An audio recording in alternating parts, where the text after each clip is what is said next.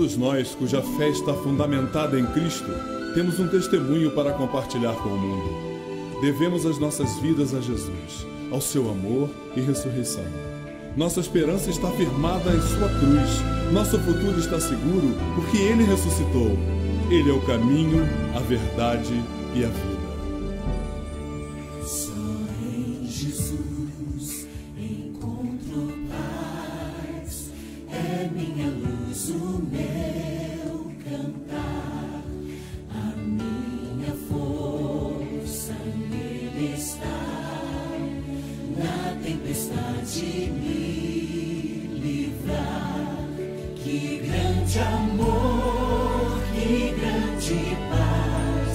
O meu temor já se desfaz. Meu Redentor é tudo, enfim. Firme no amor de Deus por mim. Só em Jesus que veio a nós como cordeiro se entregar, mostrou amor e retidão, sofrendo ali pra me salvar.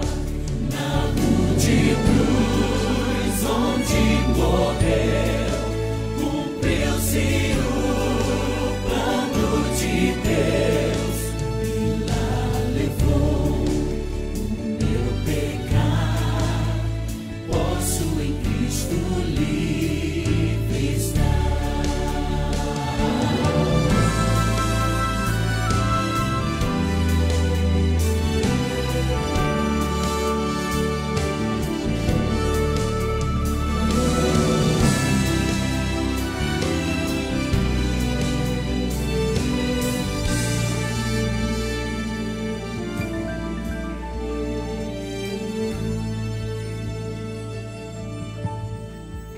O retiraram lá da cruz, morto está o meu Jesus. Mas ressurgiu e vivo está, a escuridão vai dissipar. Do meu pecado me libertou e sobre a morte triunfou. Hoje Ele é meu e dele sou.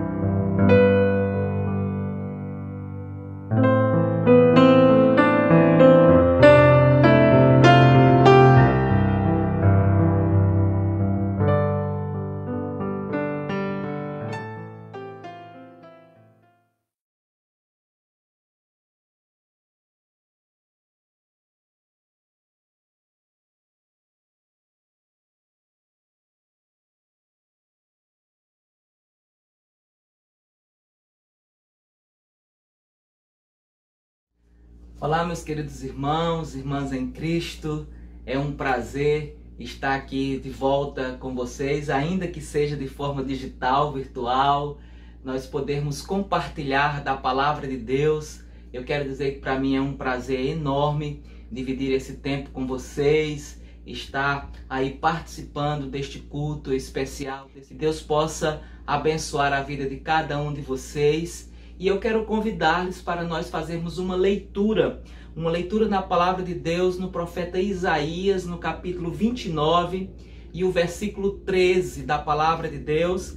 Eu quero ler com vocês esse texto, onde está escrito assim: O Senhor disse: visto que este povo se aproxima de mim e com a sua boca e com os seus lábios me honra, mas o seu coração está longe de mim, e o seu temor para comigo consiste só em mandamentos de homens que maquinalmente aprendeu.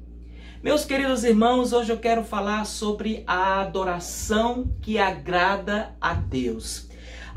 Esse tempo que nós estamos vivendo de pandemia, esse coronavírus, o novo coronavírus, esse tempo que nós estamos vivendo com tantas dificuldades aqui no Brasil, mas hoje é um tempo que eu reservei aqui e eu quero compartilhar isso com vocês acerca dessa adoração que agrada a Deus.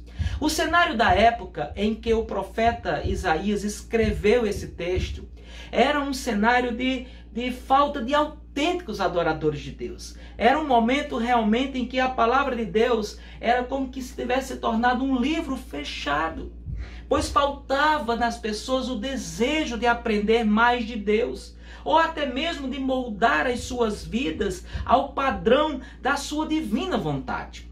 E aí, meus irmãos, notem que aqui nos versículos 11 e nos versículos 12 são os versículos que antecedem ao que eu li.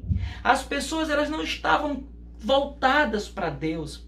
E o profeta denuncia isso quando escreve pela boca do Senhor, e ele fala assim: este povo me honra com os seus lábios, mas o seu coração está distante de mim. Afinal, o povo só adorava a Deus da boca para fora. Interessante, meus irmãos, que isso era uma coisa terrível. Jesus também falou o mesmo quando ele confrontou os escribas e os fariseus, narrativa de Mateus no capítulo 15, a partir do versículo 1. Aqueles fariseus, eles estavam tão apegados à forma. Eles eram assim, até pessoas que a gente poderia chamar de garimpeiros de vacilos da adoração. Como assim, pastor? Porque aqueles homens, aqueles fariseus da época de Jesus, eles viviam o tempo inteiro em função de encontrar erros nas pessoas quanto à sua forma de adorar a Deus. Meus irmãos, como existem os plantonistas, de crentes só esperando denunciar o erro do outro, e aí eles estão perdendo tempo de adorar a Deus verdadeiramente, porque eles estão fixados, focados em encontrar erros das outras pessoas.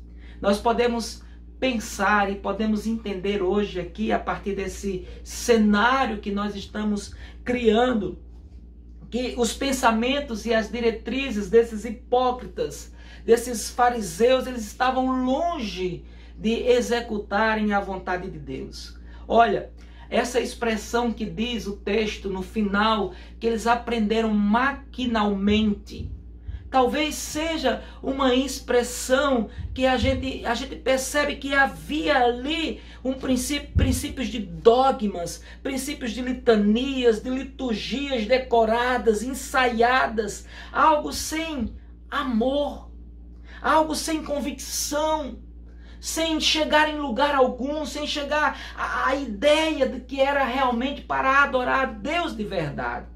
Meus amados irmãos, Jesus afirmou em Marcos, no capítulo 7 e o versículo 13, que o cumprimento da tradição pode tirar todo o significado da palavra de Deus. Ele mostra que o verdadeiro problema da humanidade não é a sujeira que se apega às suas mãos. O problema da humanidade é a poluição profunda da mente, a poluição profunda do coração e da vontade, que nenhum banho, que nenhuma água é capaz de limpar por natureza. Não entendam, irmãos, que eu estou aqui desprezando a forma ou os rituais ou querendo eliminá-los. Mas o que eu quero dizer aqui é que as regras, elas são importantes, sim, a ordem precisa ser mantida, mas o que nós precisamos entender acima dos ritos e das ordens para adorar a Deus, e que está muito mais importante, é que nós devemos nos ater, irmãos, à convicção, devemos nos ater à fé. E aí o escritor aos Hebreus diz: sem fé é impossível agradar a Deus. E aí você pergunta para mim: pastor, então me diga qual é a verdadeira adoração, qual é a adoração que agrada a Deus? Eu queria pensar com vocês hoje pelo menos 3 passos ou 3 princípios que servem para aquilo que nós estamos definindo como adoração que agrada a Deus. O primeiro passo é que a adoração que agrada a Deus é aquela adoração que reconhece a soberania e a grandeza de Deus. Meus irmãos, quando a gente lê, por exemplo, Paulo escrevendo a Timóteo na sua primeira carta, o capítulo 1 e o versículo 17, ele diz assim: assim ao Rei eterno, imortal, invisível, Deus único, honra e glória pelos séculos dos séculos. Amém. Meus irmãos, o Deus que nós estamos adorando, Ele é o único digno de nossa adoração. E isso é reconhecer a soberania de Deus. Não há outro igual ao nosso Deus. O segundo livro de Samuel, no capítulo 7, versículo 22, o texto sagrado diz: como és grande, ó Senhor! O nosso Deus é grande, não há ninguém igual a ti, Senhor. Como temos ouvido dizer, somente tu és Deus, não existe outro. E isso é reconhecer a grandeza de Deus, a exclusividade de Deus, a soberania de Deus, o senhorio. Nós não estamos adorando a um Deus morto, a um Deus incapaz de nos ouvir, a um Deus incapaz de nos perceber, a um Deus incapaz de não nos ver. Meus amados irmãos, só Ele merece a nossa adoração. Jesus disse isso quando foi confrontado pelo diabo lá na tentação. Mateus capítulo 4, por exemplo, registra esse episódio, mais especificamente no versículo 10, quando o diabo, ele induz a Jesus a se curvar, a adorá-lo, porque ele estava ali disposto a dar um reino para Jesus. Mas Jesus responde e diz assim: ao Senhor teu Deus adorarás e só a Ele servirás. Há uma outra versão que diz assim: só a Ele eu vou dar culto, só a Ele eu vou cultuar. Meu amado irmão, minha amada irmã, hoje eu quero dizer para você que a verdadeira adoração, a adoração que agrada ao Senhor, a adoração que entra no coração e que Deus recebe, é aquela que reconhece a Deus como Senhor, não como uma coisa mecânica, não como um ato involuntário, mas uma decisão plena, convicta, recheada de fé, que vai se curvar diante da soberania do Todo-Poderoso. Meus amados irmãos, quando a gente também reconhece que Ele é soberano, que Ele é grande, nós também reconhecemos que Ele domina sobre nós. Em Mateus, no capítulo 6, versículo 10, a oração que Jesus nos ensinou, a palavra de Deus, ela é muito enfática. Quando Jesus está nos ensinando aquela oração, na oração ele diz assim: venha o teu reino, seja feita a tua vontade. Você sabe, meus irmãos, quando a gente faz essa oração, nós estamos nos inclinando diante de Deus e dizendo assim: Senhor, Tu és o meu Rei, Tu és o meu Deus, Tu estás acima de todas as coisas, não existe ninguém como o Senhor, e por isso eu te adoro, por isso eu me curvo diante da Tua presença. Tu és o Rei e eu sou o Teu súdito. Tu és o meu Senhor e eu sou o Teu servo. É quando nós nos sujeitamos a Deus inteiramente, quando nós dizemos, venha o teu reino, nós estamos dizendo, Senhor, reina sobre nós. E isso é reconhecer a soberania e a grandeza de Deus. O segundo princípio da adoração que agrada o Senhor é a adoração que vai além da forma. É a adoração que vai além dos rituais. É a adoração que não é uma adoração mecânica. Uma adoração que apenas é um cumprimento de rituais. Quer ver um exemplo? Talvez seja um ritual para você ir frequentemente aos domingos, participar do culto, mas aquilo você já faz mecanicamente. Você já faz aquilo ali, às vezes até impensadamente. Mas esse tempo de adoração, Senhor, não pode ser assim. A gente precisa entender essa verdade, porque não é a forma ou o ritual que vai classificar ou qualificar, melhor dizendo, o adorador, e sim a sua convicção e o seu reconhecimento de que Deus é Senhor e é soberano. A forma, meus irmãos, é a exteriorização do que nasce de dentro do nosso coração. Mas quando a gente age apenas com a forma, Deus não aceita essa adoração. Então, a adoração verdadeira implica numa conversão. A adoração verdadeira implica numa mudança de atitude perante Deus.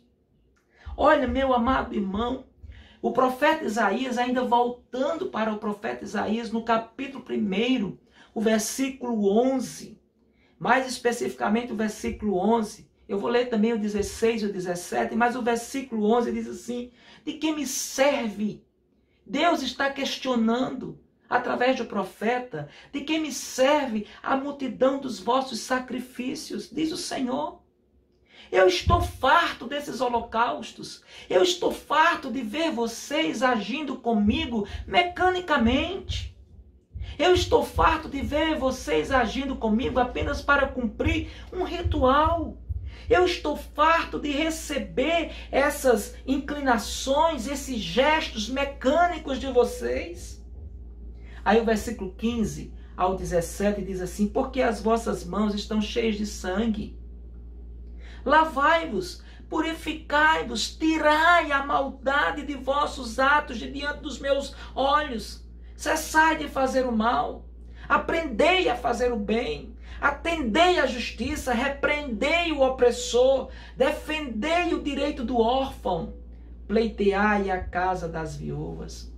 A adoração que Deus quer de nós, uma adoração verdadeira, uma adoração que agrada ao Senhor, ela é refletida nas nossas atitudes, nos nossos relacionamentos para com as pessoas que precisam de nós, para que nós sejamos sensíveis a necessidade das pessoas. Muitas vezes a gente se apega apenas às necessidades físicas, como talvez a comida, a bebida, ou pagar um aluguel, ou talvez fazer pagar um imposto. Mas também é percebermos a necessidade do outro, de uma oração, de um companheirismo, de uma amizade, de uma conversa, de um carinho. Percebermos essas necessidades, uma adoração autêntica e que agrada a Deus. Ela vai além da forma, ela vive isso na prática, porque nós estendemos esses tempos de adoração para com as pessoas com as quais nós convivemos. Um terceiro princípio de uma adoração que agrada ao Senhor é a adoração movida pela fé genuína.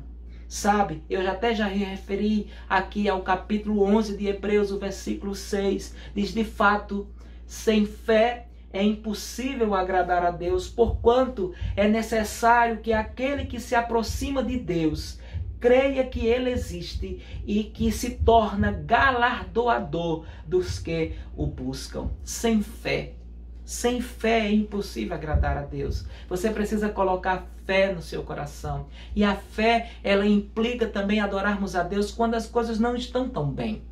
Sem fé, ou com fé, implica em adorarmos a Deus quando nós não estamos simpáticos, quando nós não estamos alegres o suficiente. Significa adorar a Deus mesmo em meio às mais difíceis situações que nós estamos vivendo, quando nós abrimos a nossa boca e quando nós honramos o Senhor em quem nós cremos, porque Ele de fato cuida de nós. E aí, em último lugar, o quarto princípio de uma adoração que agrada a Deus é uma adoração de sacrifício. Olha, meus irmãos, Romanos capítulo 12, versículos 1 e 2, é um pedido que Paulo faz, um implorar do apóstolo Paulo, quando ele diz assim: eu rogo a vocês, meus irmãos, pela misericórdia de Deus, que apresentem o vosso corpo por sacrifício vivo, santo e agradável a Deus, que é o vosso culto racional. E não vos conformeis com este século, mas transformai-vos pela renovação da vossa mente, para que experimenteis qual seja a boa, agradável e perfeita vontade de Deus. A adoração envolve sacrifício. A adoração sem sacrifício é um sacrifício de um culto pensado. É um sacrifício de um culto que eu abro mão da minha existência, que eu abro mão dos meus interesses pelos interesses de adorar a Deus. Eu abro mão da minha ideologia para crer que o Senhor está acima de todas as coisas. É um sacrifício de um culto racional. O sacrifício, a adoração de sacrifício é um sacrifício de louvor. Em Hebreus, no capítulo 13, versículo 15, a palavra de Deus diz que por meio de Jesus, pois, ofereçamos a Deus sempre sacrifício de louvor, que é fruto dos lábios que confessam o seu nome. A adoração de sacrifício é uma adoração, é um sacrifício de comunicar o bem ao próximo. No versículo 16 desse mesmo capítulo 13 de Hebreus, a palavra do Senhor diz: não negligencieis igualmente a prática do bem e a mútua cooperação, pois com tais sacrifícios Deus se compraz. E aí a gente vê, meus amados irmãos, o quão é importante nós termos uma vida de agradar ao Senhor. A nossa forma de agradar a Deus é reconhecer a sua soberania e a sua grandeza. E estarmos adorando a Deus além da forma, regado de fé, porque sem fé é impossível agradar a Deus. Mas que tenha também um sacrifício de um culto racional, um culto pensado, um sacrifício de louvor, uma adoração que nasce de dentro do coração, um sacrifício de comunicar o bem à pessoa que está ao nosso lado. Hoje eu quero concluir esta mensagem que deixo para vocês aqui. Adoremos ao Senhor com o nosso coração verdadeiro, fazendo sacrifícios que lhe agrade, não seguindo os preceitos e as regras simplesmente, meus amados irmãos, mas com uma conversão genuína, tendo a fé como combustível, reconhecendo o seu domínio sobre nós e todos. Afinal, é o único digno de toda honra e de toda glória. E aí eu sugiro que vocês, quem sabe, se estão aí, pensem naquele coro que diz: ao único que é digno de receber a honra e a glória, a força e o poder, ao Rei eterno, imortal, invisível, mas real. A Ele seja o louvor, a Ele seja a adoração. Que você, se ainda não teve esse encontro real com Jesus, hoje é o dia de você abrir o seu coração e você se curvar diante de um único Deus vivo e verdadeiro, o único mediador entre Deus e os homens, Jesus Cristo, o Filho de Deus, que veio para nos salvar, para nos livrar da condenação do pecado. E Ele é digno de toda honra, de toda glória e de todo louvor. Que o Senhor te abençoe e te guarde. Que o Senhor levante o seu rosto sobre você e tenha misericórdia de você. Que o Senhor levante o seu rosto sobre você e te dê a paz. Muito obrigado por você estar aí me ouvindo. que o nome do Senhor seja glorificado. Espero vê-los em outras oportunidades também para a glória de Deus. Um grande e forte abraço do pastor Alain, da Igreja Congregacional de Alcântara, no Rio de Janeiro, Brasil. Deus abençoe.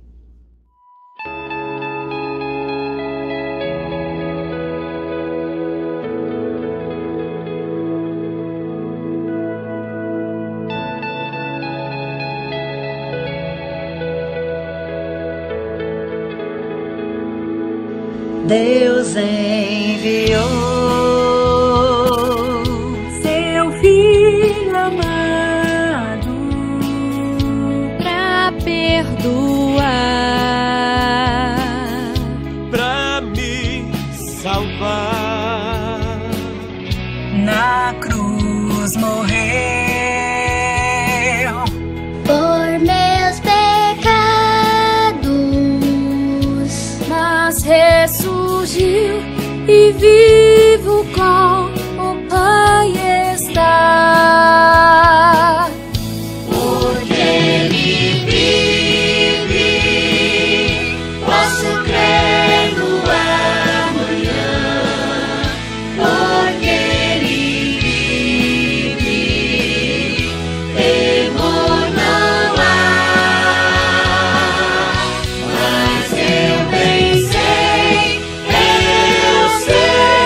que a minha vida está nas mãos de meu Jesus, que vivo está. E quando enfim Chegar a hora em que a morte enfrentarei, sem medo então terei vitória. irei à glória do meu Jesus, Que vivo está, porque ele vive. Posso crer no amanhã, porque ele vive. Temor não há, mas eu bem sei que a minha vida está nas mãos de meu Jesus, que vivo está. Porque ele vive, posso crer no amanhã, porque ele vive. Temor não há, mas eu bem sei que a minha vida